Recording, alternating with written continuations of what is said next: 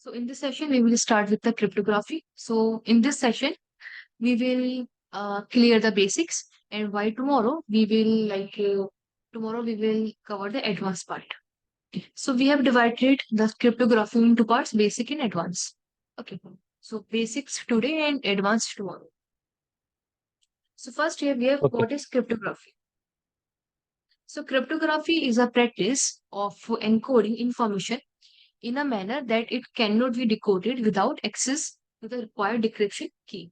That is known as cryptography, which is like changing your text in a format that no one can understand.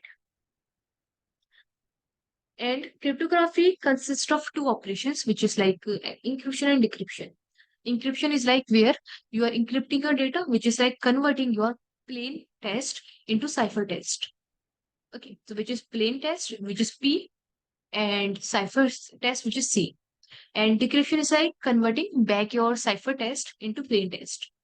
Now, what are the goals of cryptography? Like what kind of goals we are trying to achieve using cryptography? So we are trying to achieve CIE trade, which is confidentiality, integrity, authentication, and non-repudiation.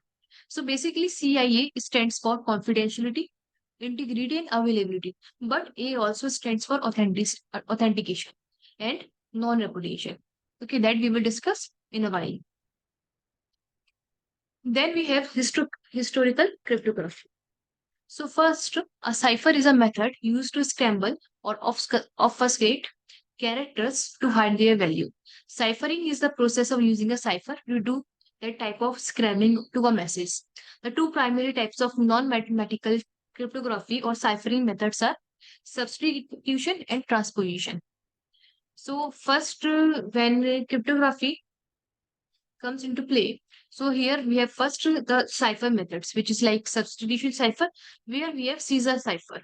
And second, we have polyalphabetic substitution. So let's understand one by one. So these are very simple method of encryption or decryption. Very simple.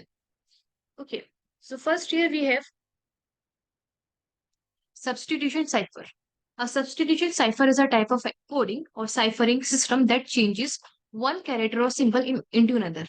So character substitution can be relatively easy method of encryption and information. One of the oldest method is Caesar cipher. The system involves simply shifting all letters or character a certain number of spaces in the alphabet. And decrypting is like the reverse process. So we have one more, which is rot 313, which is rotate 13, is another simple substitute cipher. So first, let's understand this simple Caesar cipher. So it is like a substitution means you are replacing the character. Let's say we have A, B, C, D, E, F, G. Let's see this one.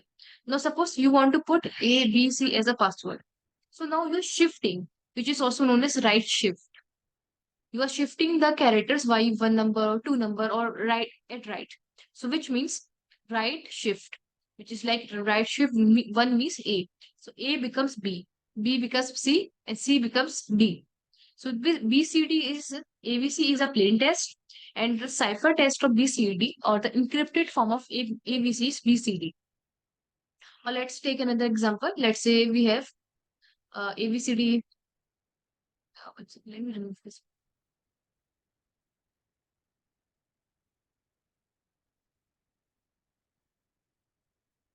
Like this. So let's say you are typing apple. So apple is your simple word, and you are putting the right shift 1 or 2 or 13, whatever. So you are shifting the character to right, which is A. So you are shifting the character to right, which is like now A becomes, let's say 2, right shift 2. So now A becomes 2 character, which is B, C, D. Now your A becomes D. Sorry, this is 3 character, 2 characters, which is A or B. Now your character becomes C. Then again, two shift, which is like now next come P. So in place of A, you have D. In place of P, which is like two shift, so that is PQ, which is R. Sorry, it is C, A, B, and C. P means R, means two shift. Then we have again P, which is R, and then we have L. L means two shift, LM, that is O. And then we have E, which is like two shift, E. F, and G. So now this one is the term. This one is cipher test of your like plain text apple. So this is the Caesar cipher, which is like you're shifting the character to right. Even you can shift to left also. Let's say you're shifting to left, which is like A. So now you're shifting to right one. Sorry, left shift one, which is like A becomes Z. And let's say B become A like this. So you're shifting to left. Now this can be any number. You are shifting to 2, 3, 4, 5, 30. And if you're shifting to 30, which is known as rotate 30, means now your A becomes N and your B becomes O, which is like A 1, 2, 3, 4, 5, 6, 7, 8, 9, 10, 11, 12, 30. And M, sorry, I forget M here, like this. So it is like shifting a character to N, like N number of position, which is 30. Now it can be any position. So whenever we are transferring, or whenever we are encrypting the data, anyone, let's say this is your sender and this is a receiver. Now the sender is encrypting the data and like converting your data into that cipher test. So now your receiver and sender both knows the shift number, which is like it can be 30, so that they can reverse the process for decrypting. Now, if someone's want to decrypt, let's say C. Now the answer is right shift, which is like now it is left shift. The reverse process is left shift. So first C and B and A. So this one A is the character like this.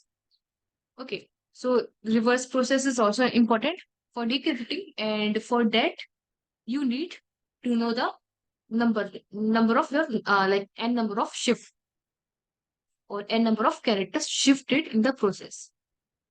So that is substituting a cipher, which is like you are substituting the character with another character, like using shifting method or even the reversing the alphabets also, etc.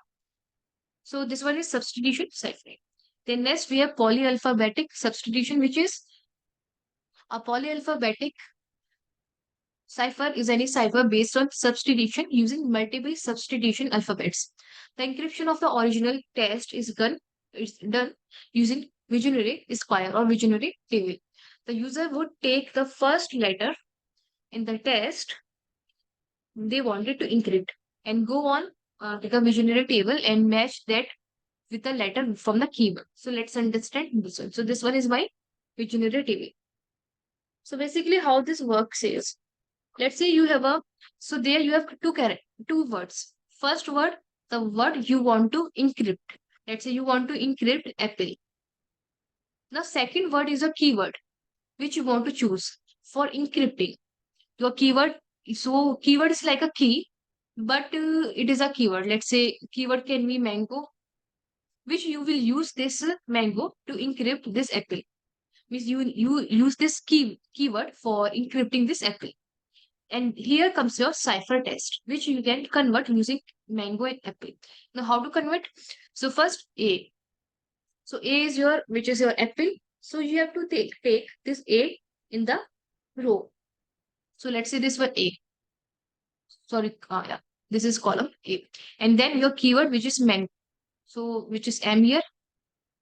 Uh, I think the keyword, you have to take the keyword in the columns and the that your plain text into rows. So let's say your row is A and keyword is M, first character. So M here. So here you can match. So it is M. So first is M. Second we have apple, P and A. P is here, A is here, which is P. And then we have P again. And then we have N. P with N, which is, I guess, C. Yeah, C. And then G and O. So G with this, first we have L with this row, which is here, L. And then we have the character G. L with G is R. And then we have O and E. So E with O is S, I guess. So this one is MPCRS is your cipher test. So now you have converted this cipher test using the keyword mango. So the plain text with the keyword mango. Okay. Now, how to reverse it? So if you want to decrypt, then you should know the keyword mango, and then you can decrypt using the same process, which is mango is your keyword, and this one is your plain text, sorry, cipher test. Now you can put this cipher test in the row column and mango keyword in here. Let's say M and M. So M here and M here. It will be, sorry, M here and M here. So M here, which is your cipher test, and your M keyword. So you are matching your row. Row means this keyword is coming in the row, and then here M here. So which means A. So you have to take the column as a cipher test, which is A is the first character of the plain test, which is ethyl. Then you can take A, and then you can take P like that. So this is how you can convert this your plain test into cipher test. So it is not necessary for the exam. Like you should like it is not important that you should know how to convert the plain test into cipher test, but for the future use, you should know like how this is like actually working. Okay, so that is polyalphabetic cipher substitution. Then we have transposition where you are taking a block and then you are like encrypting a message with the help of the blocks. For example, a transposition cipher involves transposing or scrambling the letters in a certain manner. Typically, a message is broken into blocks of equal size, and each block is scam, which is like here you can see the example. Moon. So here you are now reversing the order, which is like you are dividing. Let's say we have four words in this sentence. Moonbeams are nice. So here you are reversing the character, which is MO and ON. So here you are reversing. You are just dividing the character into two parts, the words, and then you are reversing. That is ON here and M here, like this beams, which is like here, two character and here, like this, and R and nice, which is like this. So C here and I here, even the dot also. So this one is a like cipher test of the moon, like plain test. So moonbeams are nice, which is like O and M O like this. So this one is like a whole sentence. So this is transposition cipher. So this is very important for further understanding the cryptographic concepts. So columnar transposition is a classic example of transposition cipher. With this cipher, you can choose the number of rows in advance, which will be your encryption key. You can write your message by placing successive characters in the next row until you get to the bottom of columns. That is obvious. So here we have one more, which is columnar cipher.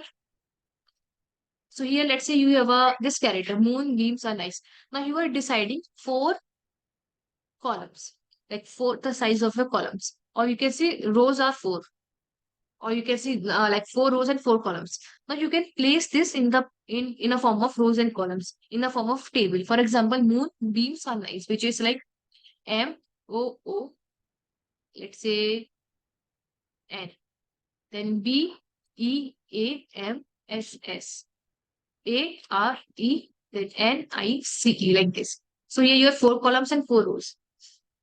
Now here, this one is a cipher test, which is MBSNOEAI, and then NMEE. So this one is your cipher test of this moonbeams are nice.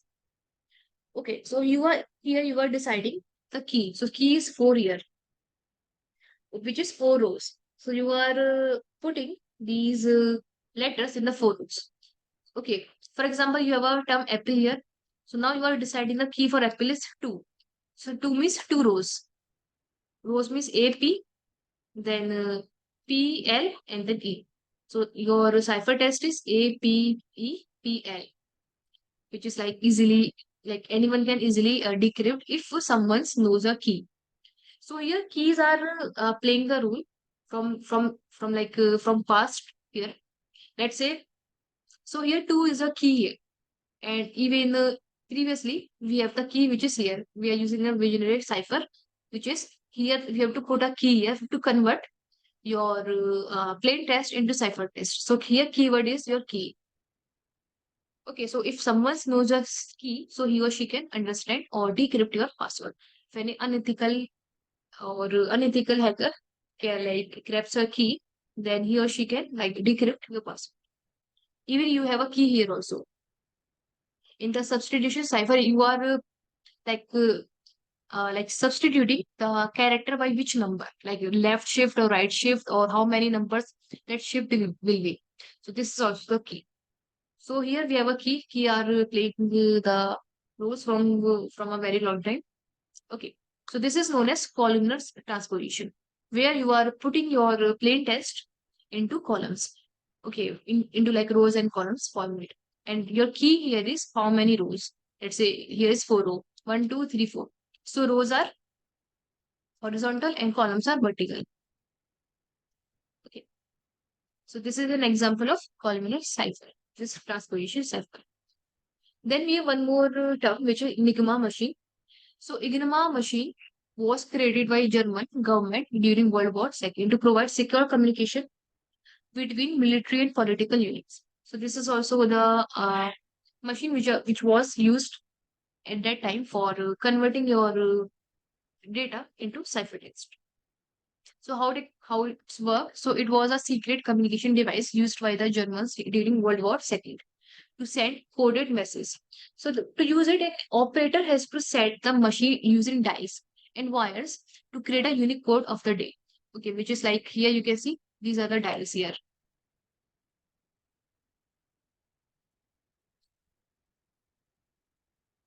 These are the dials here. And with this dice, now these dice are set. If anyone's try to, let's say you are typing apple here. Now this apple, whenever you type, so it is like a typewriter. So whenever you type apple, like you press the key, so it is like automatically comes encrypted in an encrypted form in a piece of paper. So that is the work of this machine. Okay, so to use it, this code changed for every letter of the message. So once the machine was set up, sending a message was simple. The operator typed a letter on the keyboard and a different letter would light up because of that encoded message, because of that secret, secret message or keyword that you have put on the dice. Okay, and then here we have the person receiving the message used the same process to decode it back to the plain text. Okay, if someone's want to decode, so he or she have to just set the dial here and then start typing the encrypted message, and there's come the decrypted message. Okay, let's say if you want to type apple here, so here you are setting a keyword, let's say any keyword, or you are setting any dial here. Okay, then let's say if you are typing apple, you are pressing that key APPLE. So and when you type, this comes a encrypted format of that apple. Okay, same as with the decryption.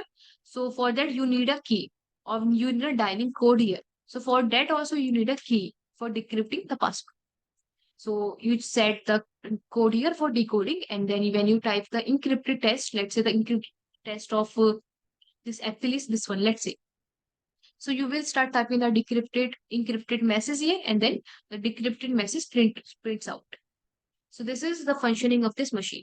Then here the Enigma machine was very difficult for the allies to understand. So they work hard to crack it code. So it is like a major region, like a smart scientist named Alan Turing led the efforts of Beckley Park in the UK. So they succeed and were able to read German messages, which helped allies win the war. So British Prime Minister Winston Churchill even praised their work, saying that it was a big reason that they were successful. So while cracking the machine, or while cracking this the functioning of the architecture of this machine, they were able to win the war. Like this is also the biggest reason for winning. Okay, so this is the functioning of this machine. Then we have stenography, which is like stenography is a technique that involves hiding your messages into images. So how it works basically, let's say you have a message, let's say ABC123. So you have this message and you want to hide this message in an image, in a .png image or .jpg image. Even you can hide your message in the video images, sorry, in the videos, in the MP4s, in the MKV, in the even in the audios also, and even in the like in the GIF also, and in the PNG or JPG also. So here for that, stenography is a technique that involves hiding the secret message inside other files using encryption. Okay, methods. In stenography, special algorithms are used to change the least significant bits. So how it works, let's say if you want to put this character inside this image. So for that, you are changing the least significant bits of this images. For example, you have this image. Let me open the image. Let's say you have this image here of a flower. Now you are changing, if you want to hide this ABC123 inside this image, so you are hiding by changing the least bits of these images or by modifying the bits of these images. Now how to read it? So for this you need a special code for reading us. Let's say if you are hiding this character in this image, so you are changing the least bits, so your character is not visible in here. Like it cannot be visible like this. It is not possible because you are changing the least bits here of many bits that make up the image file. Okay, let's say you have many bits and you are just changing 2 to 3 bits. So that will become unnoticeable in this file. Okay, you cannot see these character in this file clearly because just you are changing the least bits. These changes are so small that they don't noticeably affect the visible image. This allows people to hide messages in a similar clever way. For instance, they could hide a secret message within a picture on a normal web page, and most people won't even realize it's there. It's like hiding a secret within something that looks innocent. Okay, you can also use like PDF for hiding. You can also use images for hiding. You can also use GIF videos for hiding. So for this, if you want to do this, if you want to perform this activity, then you can use this tool, OpenStago. So this is a free tool which you can use for hiding your images and messages. So let me open this. Even we have one more tool which is known as EXIF tool. Okay, EXIF, which is F here, uh, tool. So you can also use this tool. This is a Linux tool, and this is a kind of website which you can use for hiding your character into images. So let me show you this one. Open Stabo. It is a free tool which you can use.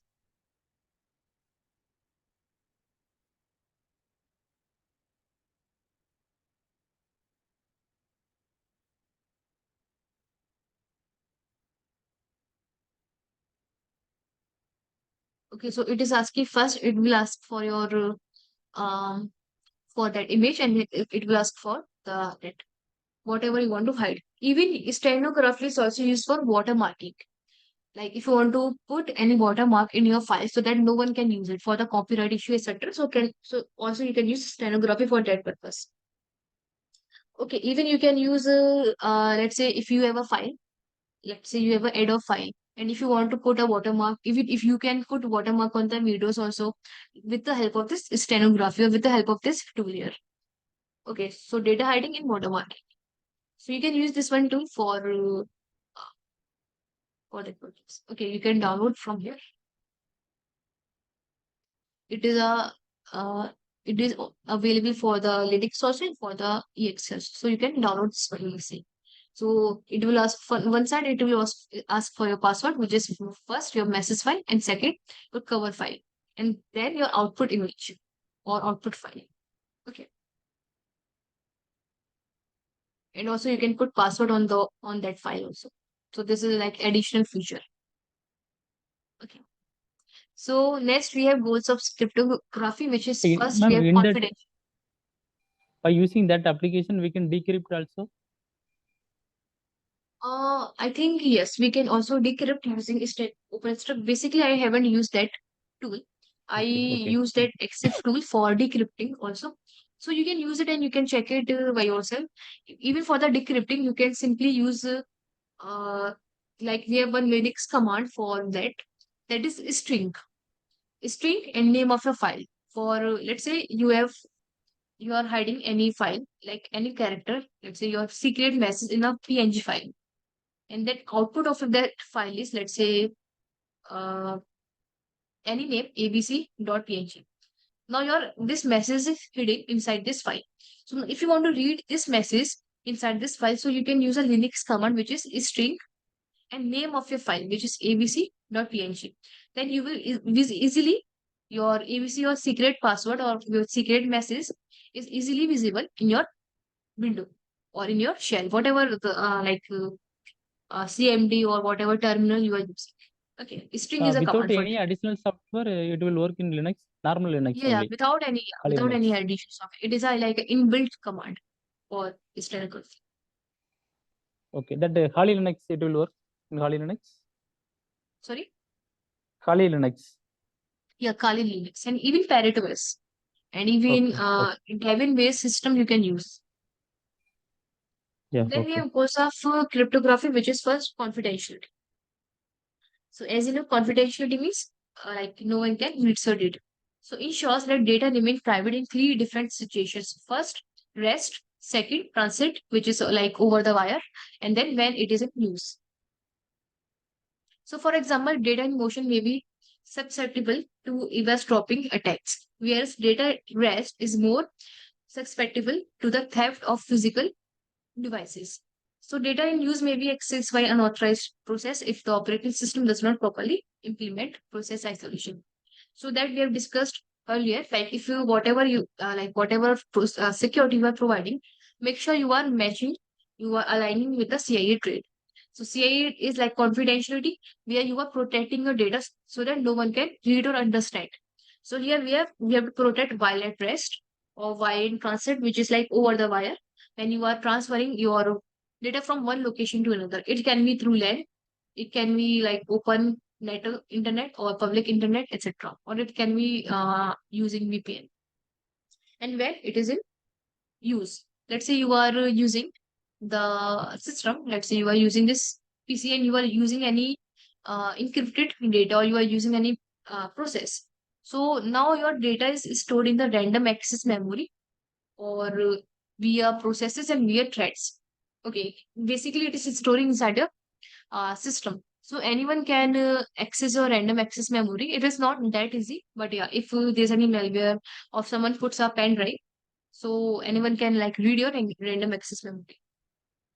Even we have multiple tools for that in the forensics also. So for example, data in motion, you can protect like while you are transferring your data from one place to another, which is data in motion is data in transit.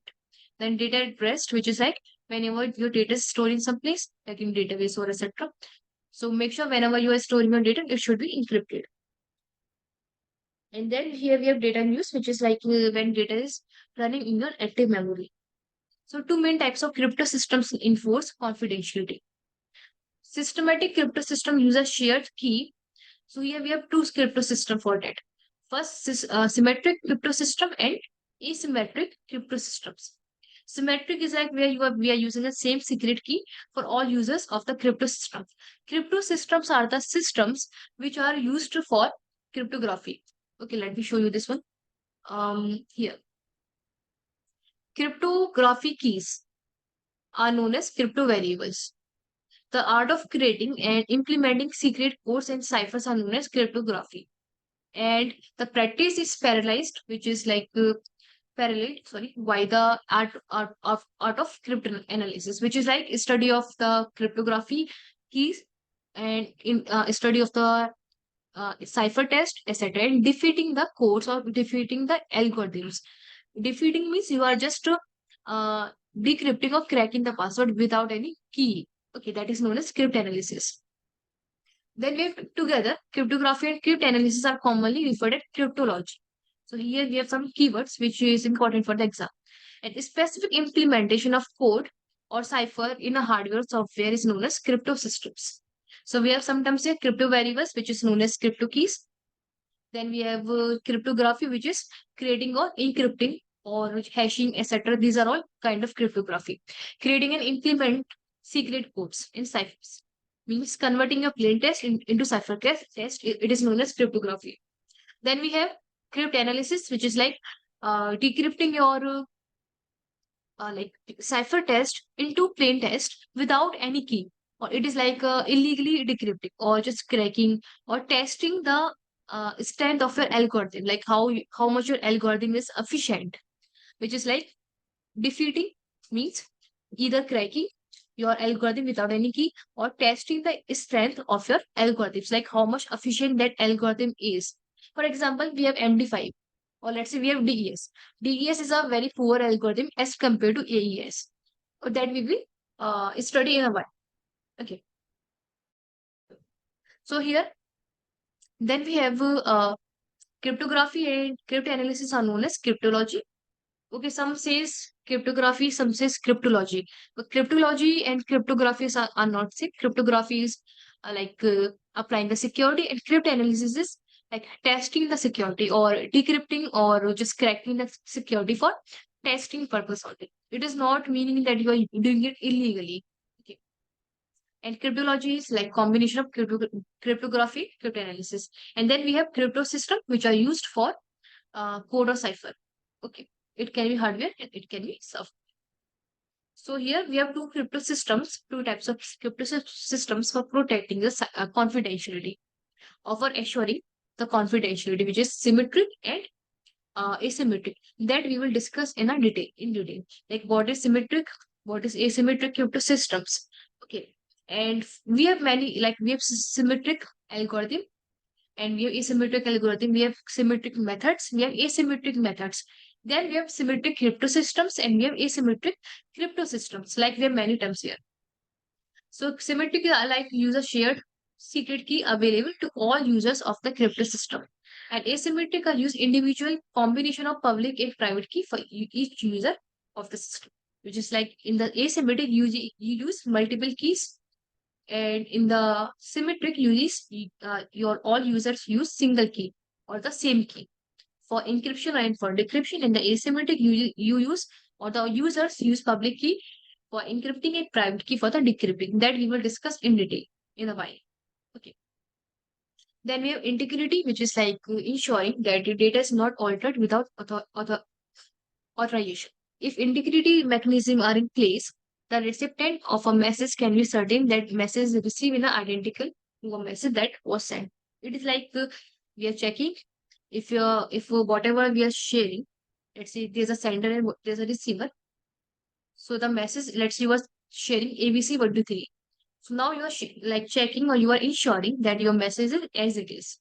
Similarly, integrity checks can ensure that stored data was not altered during the time it is was created and even it was accessed.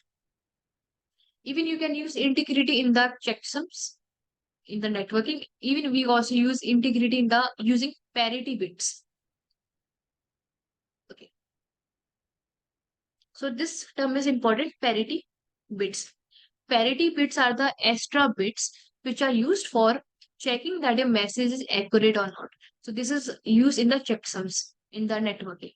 Okay. So it is a very detailed process. Like we have CRC, which is cyclic redundancy check. Here we use parity bits. Let's say your data is 64 bits. Out of 64, we have 56 bits remaining. So out of this, 8 bits are used for the parity bits. Parity bits are the bits which we are checking that these 56 bits are like as it is or not, or these 56 bits are accurate or not. So this mechanism we use in the DES algorithm that we will discuss in detail. Okay, so parity bits are very important for the networking also. It is all about checking your data. If your data is as it is or not, if your data is accurate or not. If there's a change in the parity bits, then we can say, yeah, there's a modification was made in the data. Okay. So message integrity is enforced through the use of encrypted message digest, known as digital signatures, created upon transmission of message. That we will discuss in detail, like how we can achieve integrity in the digital signatures. And message digest are known as hashes. They are nothing but hashes. Okay, that we have discussed already, like the hashes, the rainbow table. That is message digest are known as hashes. So the rest we have authentication, which is like verify that the claims identity of system user is a major function of crypto system, which is like let's say here we have sender here and we have receiver. Sender and receiver. So this sender sends, hi, I am Bob. So now receiver, which is, sorry, this is sender and this is receiver. Or let's understand, this is server. Sorry, this is server and this is PC. PC sending, I am, hi, I am Bob. And this server is like, uh, like sending the reply, which is prove it, encrypt, appeal. So now this PC is using any encrypted algorithm or any mathematical algorithm to encrypt the data, appeal. So now this is appeal. So the sender send this encrypted data, or here it is here using reversal form, like reversing appeal, which is like APPLE in the ELPPA. Hi Bob, good to talk to you. So here authentication are made here with the help of this algorithm, which is we here using reversing. Basically, reversing is not any algorithm. I'm just giving an example. Now here it can be anything. Now this PC can use any algorithm which is decided by server and PC together. Okay. If let's say this PC and here let's say there's an attacker also. Now this attacker is also making the connection with the server. Let's say hi, or it is saying hi, I am Bob. So this server sends prove it, encrypt appeal. Now this PC, which is the attacker, is using any other algorithm for encrypting the appeal. Let's say this attacker uses Caesar cipher or any other cipher. Let's say appeal. So it uses any other, let's say block cipher, which is like converting PPA and AP. This cipher for converting the appeal. Now this algorithm is not accepted by server, which because it is not decided by the server and receiver both. So this is how the server can protect itself, because now the algorithm which is attacker is using is different, and the algorithm which is decided by the server and the receiver or the sender, or what we can say PC, is different. The algorithm which they have decided is reversing, and the algorithm which the attacker is using is different. So this is how we can ensure authentication. Even you can also see by this example, which is TCP handshake, or we can more as we can say TLS handshake. Okay, TLS handshakes also work like this only. Like let's say here we have a sender. Let's say this is a server, and here we have a PC.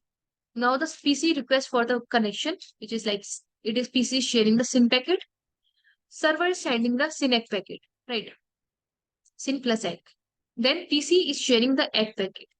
Plus this PC, which is want to create a connection, because TCP is a connection oriented protocol. So this PC wants to make a secure connection. And if the PC wants to create a secure connection, so here this PC will use TLS handshake. TLS is like whenever you are using exchanging the certifications, right? So acknowledgement packet plus request for the cipher. Like what kind of cipher you will use while communicating. For example, let's say one is using HTTP, second is using HTTPS. For the HTTP, it is like, as you know, it is an unencrypted transmission of data, right? So you are transmitting data in a plain text. So for that, you don't need any TLS handshake. You just need SYN, SYNEC, and egg packet, because after all, HTTP is also working on TCP, and TCP is a connection oriented protocol, right? So for the HTTP, we don't need any another security layer, but for the HTTPS, we need a layer. Okay, for example, let me show you the figure for the of that it is like clearly understood. Let's visit, and here let's search for TLS handshake. So whenever you are applying any SSL certificate, then they use this process. So let's click on the images. So it's not visible. Yeah, now here you can see.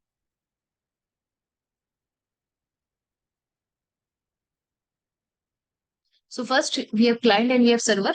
So this is also the example of authentication first that we are discussing, like hi, Bob, etc. So client is making the connection with the server. So SYNEC and egg. So this is simple TCP connection, right? Up to here we have simple TCP connection. But now here you are exchanging the keys, you are exchanging what kind of cipher you are using for encrypting the message. Okay. And if the server is not using, if the client or the server is not using the same cipher for encryption, then we can say there's another attacker or there's another user which is claiming to the client identity. Okay, he or she can also sit in the middle and using some another algorithm for encryption. So the algorithm which is decided by the client and server is not the algorithm which is this PC is using, because it is not that client PC, it is a attacker PC. So you can see this in the Wireshark. Okay. If you know how to use Wireshark, then you can capture the TLS packets, and then there you can see originally what is going on, like how they are transferring the packets, how they are like transmitting the certification, what kind of encryption they are using, etc. Basically, you cannot see the encryption, what kind of encryption, but yeah, you can see the certification packets. Okay. So here we have client hello and we have server hello. Why they are sharing the client hello or server hello? Because they want to establish a secure connection. Let's say it's HTTPS. Okay, which is like using SSL or TLS certification. And then they are now server is redesigning what kind of certification I want to use. Or the server is sharing that basically the client is making the connection. So the server will say what kind of like cipher you want to use. So the client will exchange the cipher spec, etc. and then finish. So this is like the working of TLS, and it is like the same example as authentication. Okay, so just there's a difference. Here we are using a simple example, and there we are using a technical example. Both are same. Okay, so if you want to see the packets in live, so you can like capture the TLS packets, TLS handshake packets in the Wireshark, and then you can like analyze the packets using Wireshark. Okay, then we have non-repudiation, which is like non-repudiation provides assurance to the recipient that the message was originated by the sender and not someone masquerading as the sender, which is like let's say he is a sender and he is a receiver. So the sender is really like sender and receiver. So let's say sender is sending any message, let's say ABC or any file PDF.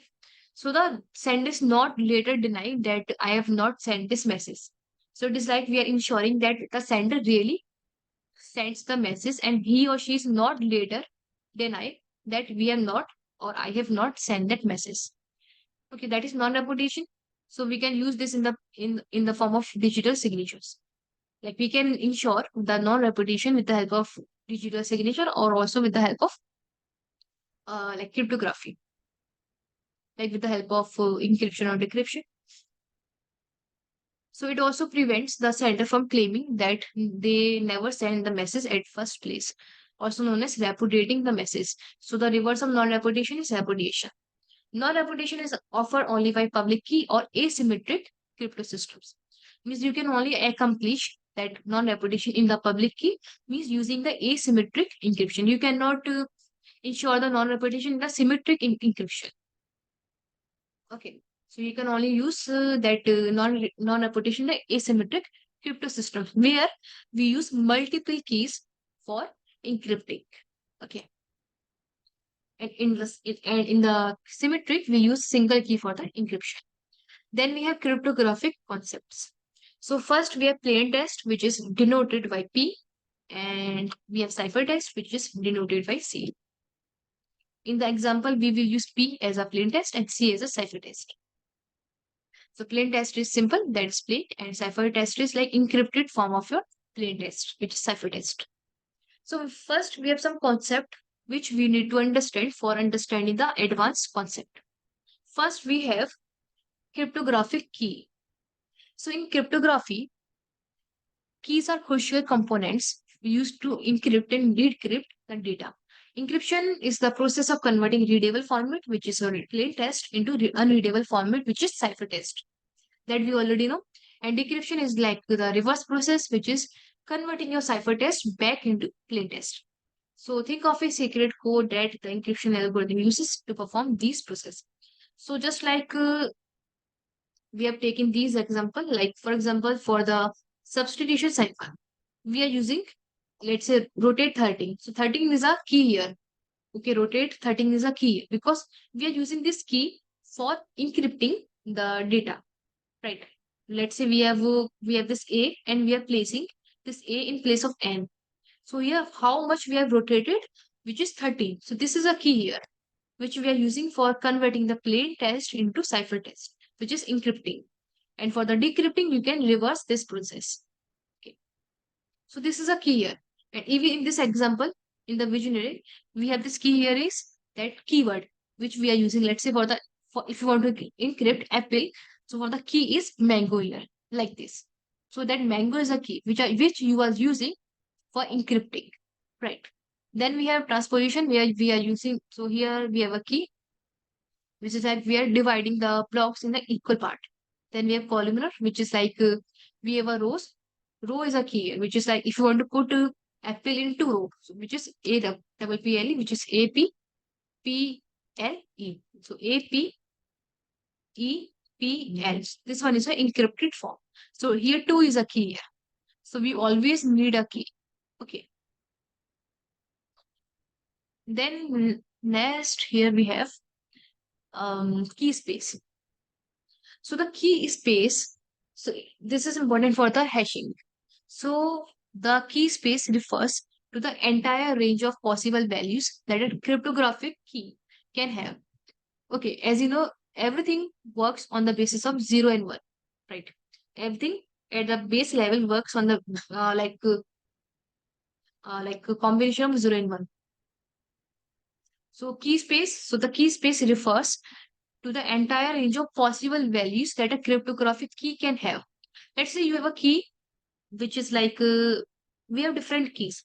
For example, for the DES algorithm, we have key of 64 bits. For the SHA-1, for the SHA-256. So we have these number of keys that we will discuss in detail. So key Ma'am, can space you is tell that known as key the space length once of again, ma'am? Hello? yes. Yeah, can you repeat again, ma'am, for key space? I Key connected space through is like mobile. I got the call. That's why. Yeah. okay, no. Hmm. Key space refers to the entire range of possible values that a cryptographic key can have. Let's say for the DES algorithm, you have the key of 64 bits. For the SHA-256 algorithm, you have the key of 256 bits.